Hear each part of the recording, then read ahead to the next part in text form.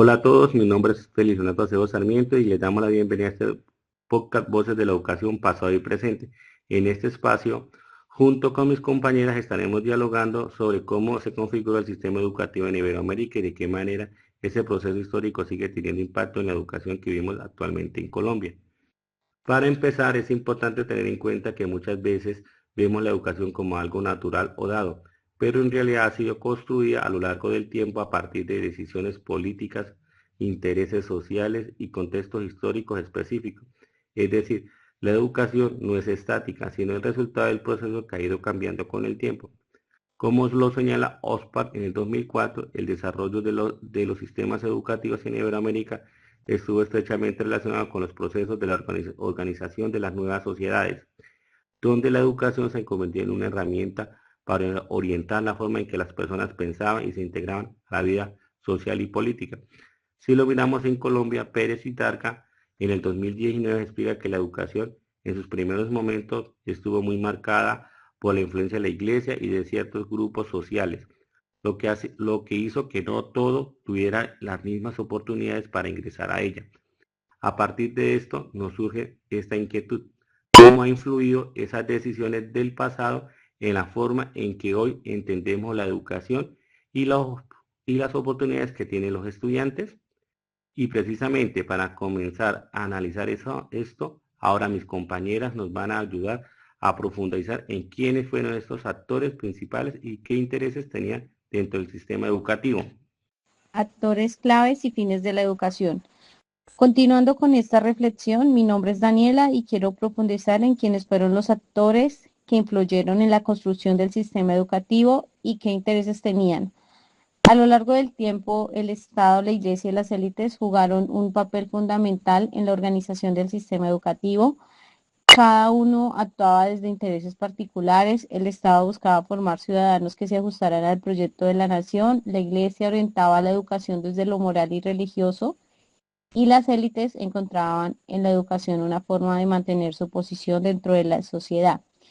Sin embargo, este proceso no benefició de la misma manera a toda la población, como planteaba Osenbach. Aunque la educación ayudó a consolidar ciertos referentes comunes en la sociedad, no se pensó desde una perspectiva incluyente. En esa misma línea, Pérez e Indarraga señalaban que amplios sectores sociales tuvieron un acceso limitado a la educación, lo que generó brechas importantes desde sus inicios. Esto nos permite ver que la educación no solo transmite conocimientos, sino que también refleja ciertas formas de organización social y relaciones del poder. A partir de esa idea, vale la pena mirar con más detenimiento cómo estas dinámicas no solo pertenecen al pasado, sino que siguen teniendo efectos en la actualidad, y justamente sobre ese se profundizará a continuación. Alternativas y construcción de nuevas prácticas educativas. A partir de lo que se ha venido planteando, también es importante mirar que frente a esas desigualdades no todo ha sido estático dentro del sistema educativo. En el caso colombiano ha surgido diferentes iniciativas que buscan replantear la forma en que se siente la educación. Por ejemplo, algunas comunidades indígenas han desarrollado propuestas educativas propias en las que se priorizan sus saberes, su cultura y su identidad, mostrando que existen otras formas de enseñar y aprender. Asimismo, muchos docentes han buscado transformar sus prácticas dentro del aula, especialmente en contextos donde los recursos son limitados. Esto implica adaptar los contenidos y metodologías para que tengan un mayor sentido en la vida cotidiana de los estudiantes. Por ejemplo, en lugar de enseñar matemáticas de forma teórica, algunos docentes utilizan situaciones del entorno, como el cálculo de medidas en la agricultura o el manejo de dinero en actividades cotidianas, lo que permite que los estudiantes comprendan mejor y vean la utilidad de lo que aprenden. Desde esa perspectiva, Heroes propone la educación debe ir más allá de la simple transmisión de contenidos y convertirse en un espacio donde los estudiantes puedan reflexionar sobre su entorno y asumir un papel activo en la sociedad.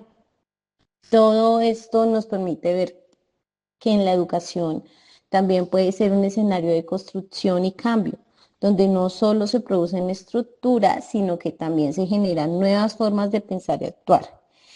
A partir de aquí resulta clave preguntarnos de qué manera estas experiencias pueden aportar a la construcción de una educación más abierta, participativa y acorde a las necesidades actuales, tema que se abordará a continuación.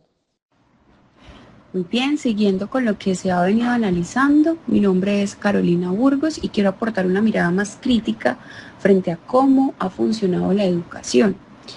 Más allá de su función de enseñar, la educación también ha tenido un papel importante en la forma en que se organiza la sociedad. Es decir, no solo se transmite conocimiento, sino que también influye en cómo las personas piensan, actúan y se relacionan dentro de su contexto.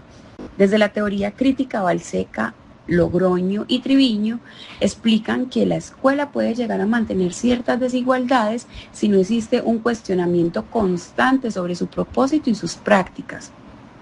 En esa misma línea, Vinimelis plantea que el conocimiento puede convertirse en una herramienta de emancipación, pero solo si permite a las personas comprender y transformar su realidad. Si observamos el contexto colombiano, particularmente en regiones con menos acceso a recursos como las zonas, aún se presentan limitaciones en el acceso, así como en la calidad y en la pertinencia de la educación. Esto evidencia que varias de las desigualdades originadas en el pasado continúan reflejándose en la realidad actual. Sin embargo, frente a estas situaciones también han surgido diferentes formas de respuesta y transformación. Sobre eso se profundizará a continuación. A partir de todo lo que hemos venido analizando, surge una cuestión que es sumamente clave y es cómo podemos usar ese conocimiento histórico para pensar en una educación diferente. En este sentido, entender cómo se ha construido el sistema educativo nos permite reconocer que muchas de las decisiones del pasado generaron exclusión y desigualdad. Por eso, hoy es necesario replantear la forma en que se diseñan las políticas educativas. Hablar de políticas más democráticas implica que no solo se piense en ampliar el acceso, sino en garantizar la participación de distintos actores en la toma de decisiones. Es decir, que los docentes, que los estudiantes y las comunidades puedan aportar desde sus experiencias y necesidades. Además, una educación inclusiva requiere reconocer la diversidad cultural y social del país, evitando modelos únicos que no responden a todos los contextos. En ese sentido, las experiencias que mencionamos anteriormente muestran que es posible construir propuestas educativas más pertinentes, más contextualizadas. Por otro lado, cuando hablamos de sostenibilidad, también nos referimos a esa capacidad o a la capacidad del sistema educativo para adaptarse a los cambios sociales y mantenerse en el tiempo sin perder su sentido ni su calidad.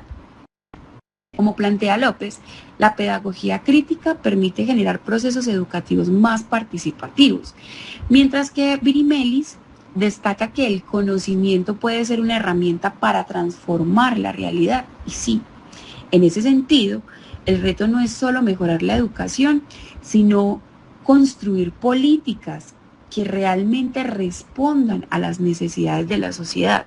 Y justamente con esta idea volvemos con nuestro compañero para cerrar esta reflexión. Para finalizar, es importante recoger lo que hemos venido construyendo a lo largo de este podcast.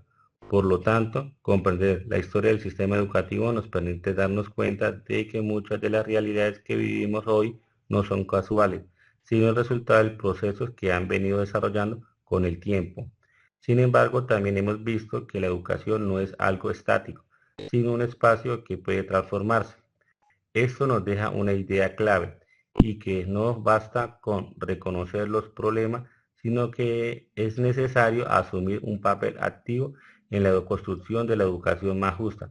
Como plantea Volnevich en el 2007, la educación debe orientarse hacia el desarrollo humano, buscando no solo la transformación del conocimiento, sino también el bienestar y la equidad social. En este sentido, el reto es seguir cuestionando, proponiendo y participando en la construcción de un sistema educativo que responda realmente a las necesidades de todos. Muchas gracias a todos por acompañarnos en este espacio.